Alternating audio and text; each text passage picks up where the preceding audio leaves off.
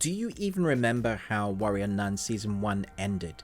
Let me remind you, there's a big fight with the forces of evil, the nuns are doing their thing, our main character Ava is in a fight and she's in mid-punch, and then it ends, and I basically shouted at the TV and it's like, man, screw this series, because I know this series wasn't great to begin with, but I was honored for the choreography, for the magic that the nuns wielded, you know, the weapons, the style of it, the fighting choreography was fun, and I grew to enjoy the soap nature of the storyline. And I wanted to know what happened next. And then it cut out. And I was like, we're never getting a second season. This is the classic type of series that Netflix cancels. Lo and behold, we're back for a second season. Let's jump in. Ava and the sister warriors of the OCS must find a way to defeat the angel Adriel as he attempts to build his following into the dominant religion on the planet. Season 2 is the ultimate tease, especially at the beginning, because it starts off with a little bit of monologue going, hey, do you want to know what happened in that fight? Yeah, so do I. And then jumps 2 months later. And I was like, you know what? Screw this series. I almost dropped it there and then. But if you stick with it, it does everything that it did in Season 1. If you enjoyed Season 1 and knew in the back of your mind, this isn't great TV, but I'm enjoying it nonetheless, then you're gonna love Season 2, because we have great choreography and we have bad choreography. There's some punches that you can just blatantly see that don't land, or kicks that don't land, but the sound effect is there.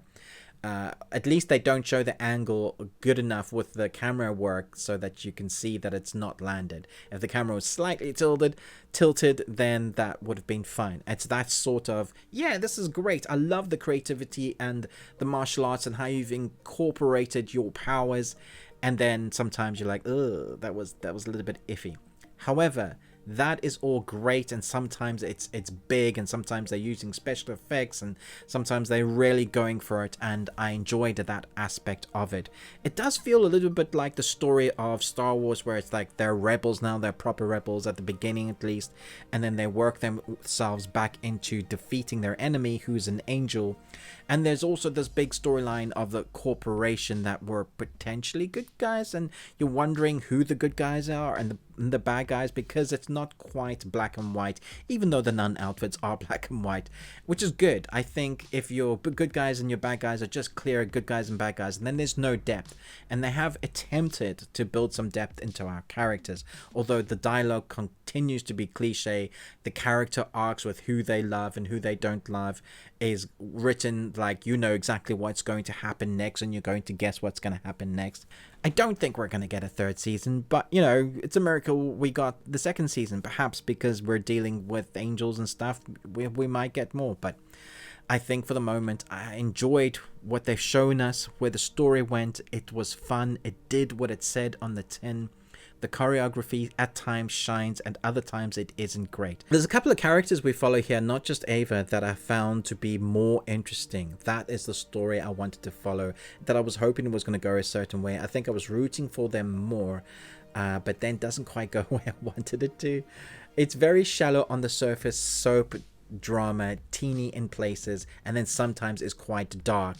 I think it's easy watching though, and sometimes you just need that. Sometimes you just need a series that's easy to watch, fun to put on while you're having dinner or lunch. You're not going to think about it too much, but you're going to be rooting for some of the characters, and that's what this season does. It's just fun to watch. So even saying it's a guilty pleasure feels like a disservice to this season, because I think I enjoyed it nonetheless, even though I know it's not great. I still enjoyed it. So I'm going to give this a 3. You got one. I know some people are going to be like, what the hell are you talking about, Ruben? This series is trash. Maybe, but it still ticked my boxes for, you know, fantasy, supernatural ninja nuns, some great choreography, some crazy storylines. That's really all I want in life. A good, fun escapism time. So let me know your thoughts down below. A very over-the-top skirting the arc, because I don't want to do spoilers. I don't do that unless I'm doing ending explains. Let me know your favorite character in this, and what was your favorite episode perhaps. Thanks so much for watching, but most of all, until next time, remember, live long and Tuesday.